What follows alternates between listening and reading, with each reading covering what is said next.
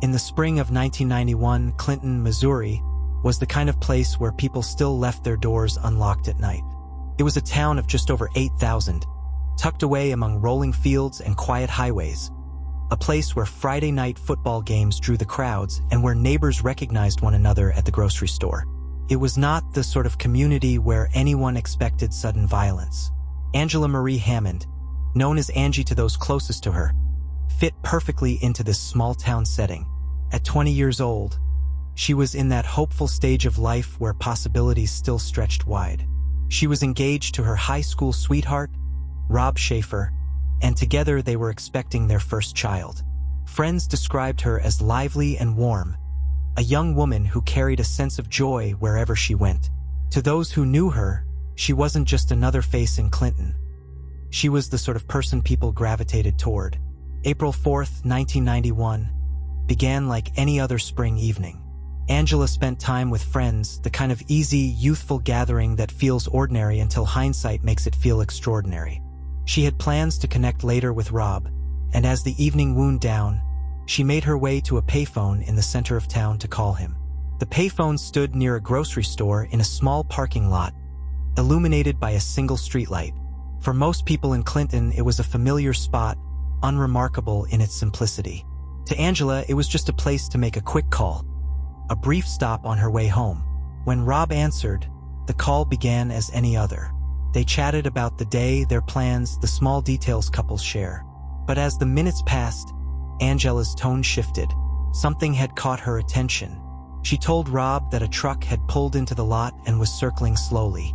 It wasn't unusual for cars to pass through, but the way this one lingered felt different. Angela described it in detail.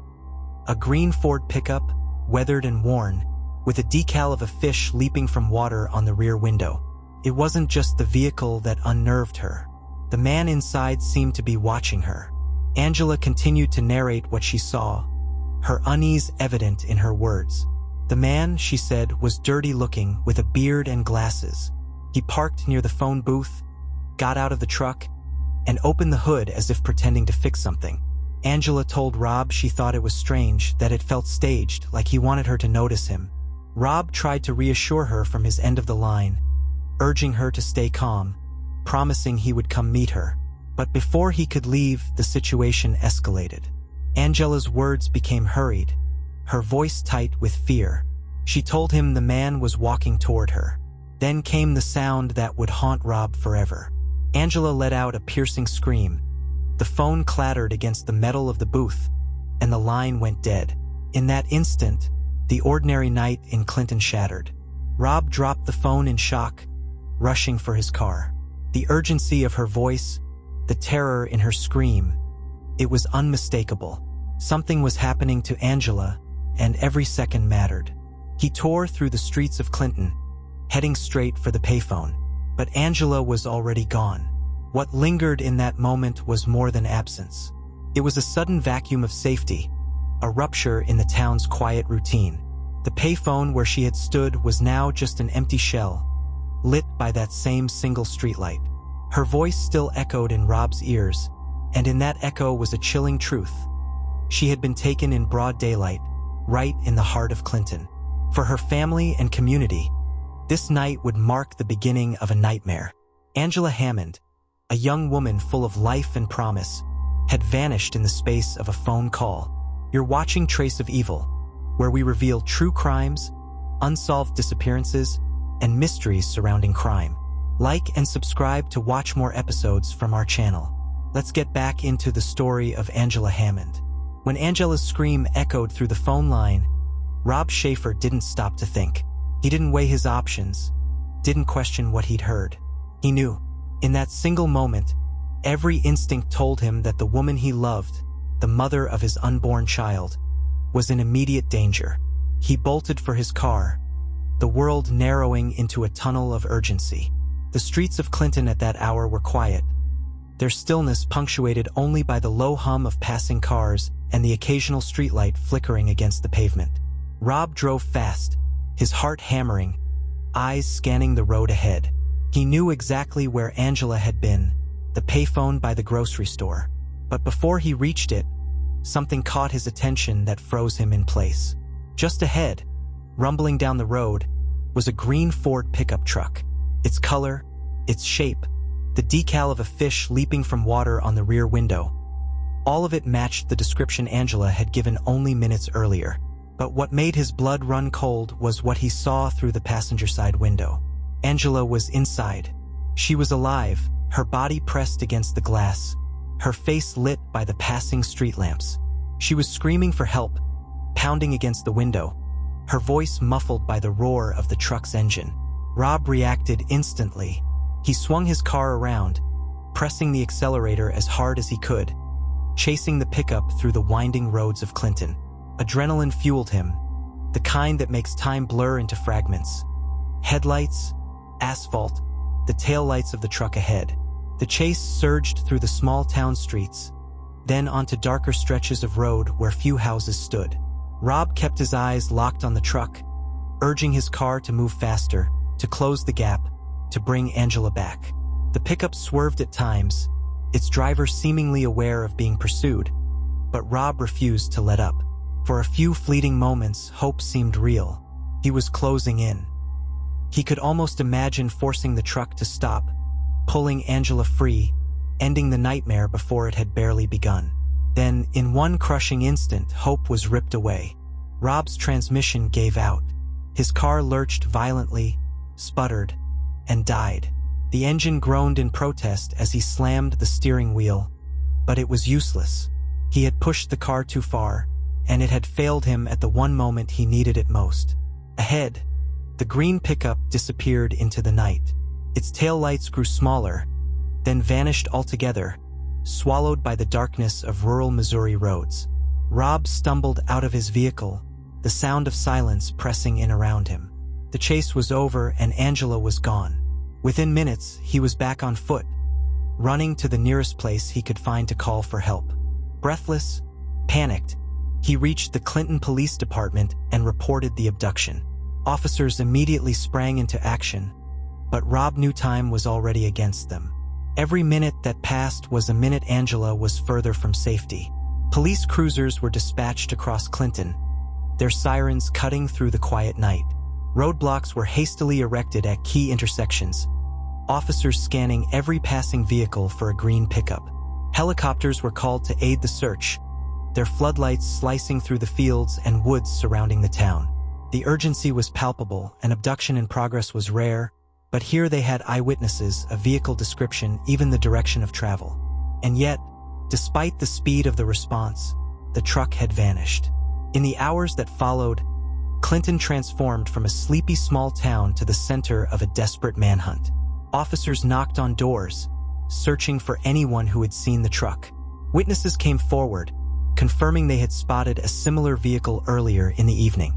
Some described the driver, a bearded man in glasses, disheveled, lurking near the grocery store lot, but none of them could say where he had gone. Back at the police station, Rob sat in shock, replaying the events over and over. He had been so close. He had seen her, heard her cries, chased her with everything he had, and still the man had slipped through his hands. The guilt was immediate and consuming, the sense that he had failed her. For Angela's family, the news came as a devastating blow. Hours earlier, she had been laughing with friends, full of life and plans. Now she was gone, pulled into a stranger's vehicle, her fate unknown. By dawn, the search had expanded beyond Clinton, with law enforcement issuing alerts to surrounding counties. Flyers were printed with Angela's description, along with the details of the truck. Residents were told to remain vigilant, to report anything suspicious. But as the first day turned to the next, there was still no trace of Angela or her abductor. The green pickup, with its distinctive decal, its driver's unsettling presence, had simply melted into the landscape, as if swallowed by the earth itself. What haunted Rob most was the memory of Angela's face in that window. She had been right there, within reach. He had seen her alive, her eyes pleading, her hands pounding against the glass. And then, in the blink of an eye, she had vanished into the night, leaving behind only silence and the crushing weight of what could not be undone. By the morning after Angela Hammond's abduction, the Clinton Police Department was under immense pressure. This wasn't just a missing person. It was a violent kidnapping witnessed in real time with a suspect vehicle described in striking detail. That level of immediacy was rare in such cases, and for detectives, it seemed like a head start that should have been decisive. Angela's description was plastered across Missouri within hours. 20 years old, 5'6", light brown hair, 4 months pregnant. And alongside it, the vehicle, a green Ford pickup with a decal of a leaping fish on the rear window. The details were burned into the minds of residents, truck owners, and anyone who passed through town. Police scoured Clinton first. They visited every gas station, grocery store, and mechanic in town, looking for similar trucks. They tracked down local residents who drove Fords, asking them to account for their whereabouts.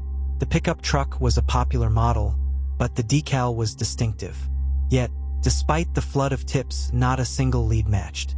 As days passed, investigators turned their attention outward, expanding the search beyond Clinton's borders. They interviewed truck owners across neighboring counties, but again, every trail went cold. Either the vehicle had been altered or it had never existed in the form people described. Meanwhile, the FBI became involved, classifying Angela's case as part of a disturbing pattern. She wasn't the first young woman in central Missouri to vanish under mysterious circumstances. Just months earlier, on January 19, 1991, 42-year-old Trudy Darby had left her job at a convenience store in Max Creek, Missouri, a town about an hour from Clinton. She never made it home. 2 days later, her body was found near the Little Niangua River. She had been robbed, assaulted, and murdered. Then, on February 28th, only weeks before Angela's abduction, 30-year-old Cheryl and Kenny disappeared from a convenience store in Nevada, Missouri.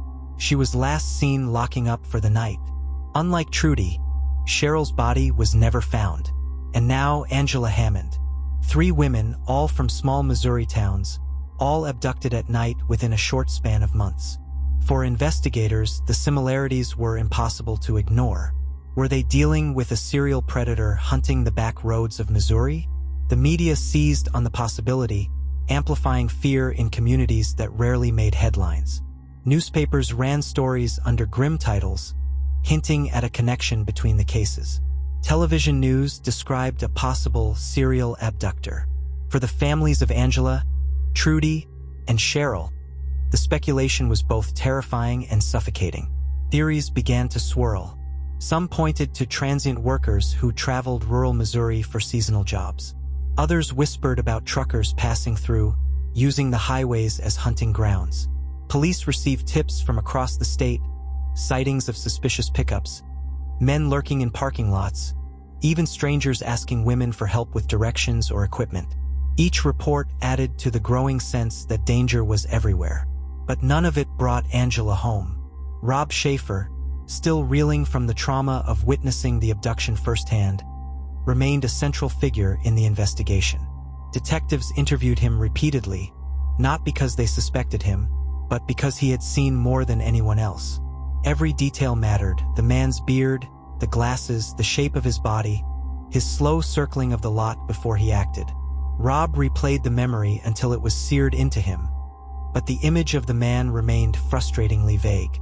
He was just an ordinary figure in an ordinary truck, the kind of man you could pass in a parking lot and never notice. As weeks stretched into months, the lack of progress deepened the mystery. Angela's family clung to the hope that she was still alive somewhere, but without answers, theories grew darker. Was she kept captive, hidden away in some remote farmhouse or cabin? Or had her fate been sealed that very night on the rural roads outside Clinton? Detectives faced the same haunting questions.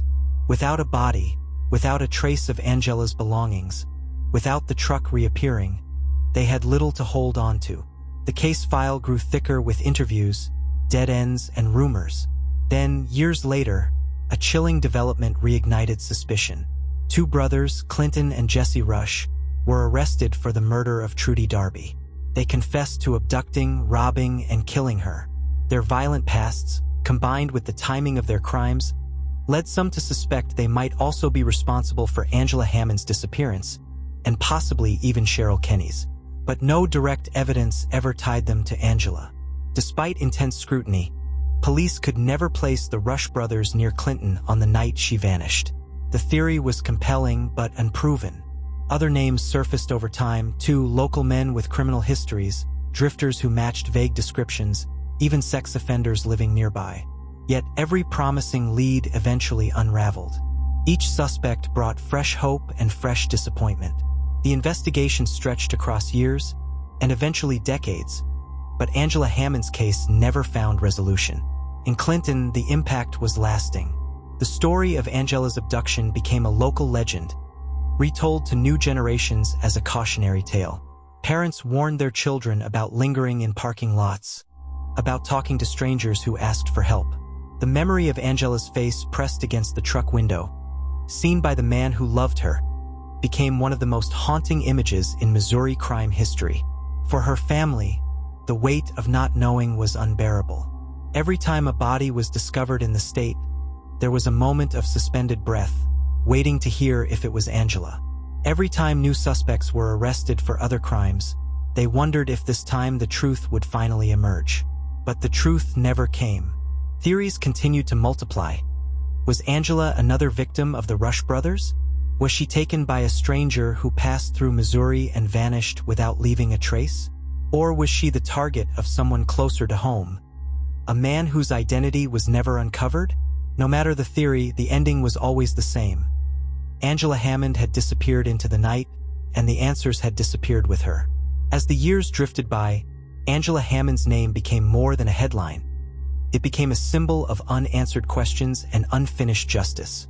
In Clinton, Missouri, time had moved on, but the scar left behind by that April night in 1991 never healed. Her family marked birthdays, holidays, and anniversaries with a gnawing absence. Each passing year represented another milestone Angela never reached. Her wedding, the birth of her child, the simple routines of adulthood stolen in an instant. For her mother, Marcia, the most painful part wasn't just the loss, but the silence, the not knowing. Hope and despair alternated endlessly, leaving her trapped in an emotional purgatory. The town of Clinton itself seemed to absorb Angela's story into its identity. The abduction happened just blocks from the square, in a place familiar to every resident. For decades, locals couldn't pass that grocery store lot without remembering the image of a young woman forced into a truck while her boyfriend tried desperately to intervene. It was a reminder that safety could shatter in an instant, even in the most ordinary of settings. Law enforcement carried the weight too. For detectives who had worked the case, the disappearance was like a shadow they could never outrun. Each retired officer left behind thick files of interviews, tips, and evidence that amounted to nothing more than questions. New investigators inherited the case, determined to succeed where others had failed, but the trail grew colder with each year that passed. And yet, Angela's case never fully faded. Advances in technology gave her family occasional flickers of hope. The emergence of DNA testing, the growth of databases, and later, the rise of genealogy tracing offered tools that had been unimaginable in 1991.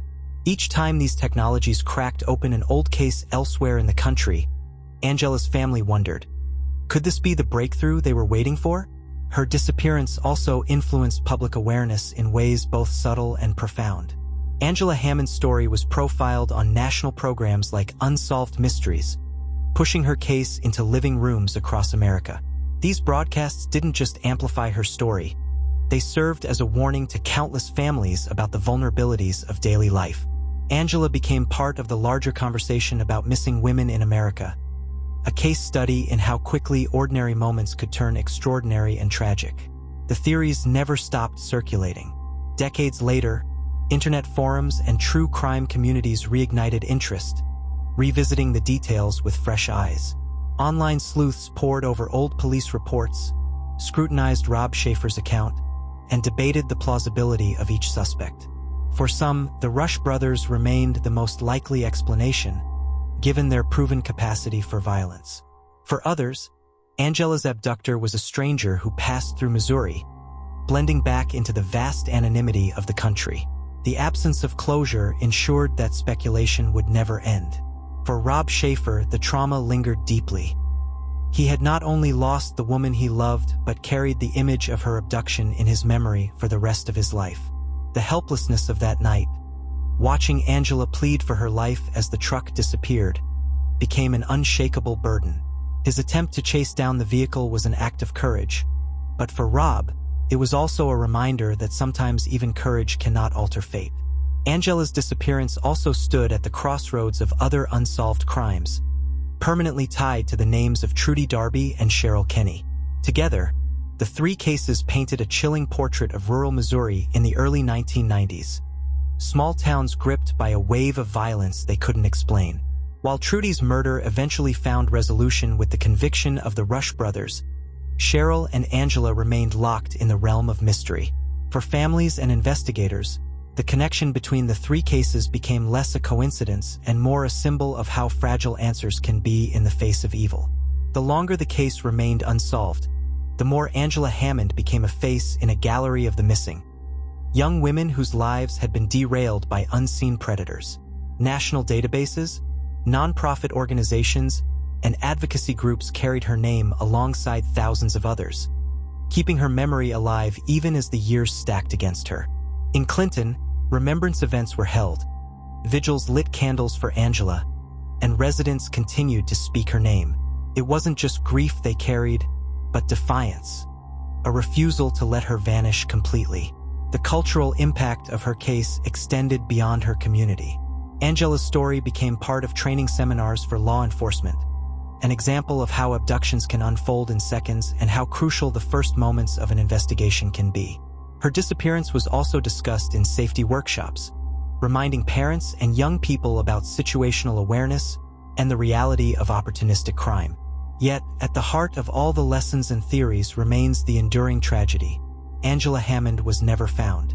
Her family has lived in the tension between hope and heartbreak for more than 3 decades. Somewhere, hidden in the fields, rivers, or backroads of Missouri, the truth still exists. A truth that has eluded generations of searchers. The disappearance of Angela Hammond endures because it embodies the terror of the unexplained. It is a story about how quickly normal life can fracture, how communities can rally and still fail, and how the absence of answers can weigh heavier than the truth itself. Her legacy lives in the silence that follows each unanswered question. Did the man in the green pickup stalk Angela intentionally, or was it a chance encounter? Was he local, or a ghost who vanished as quickly as he appeared? Could new technology finally unmask him, or has too much time slipped away?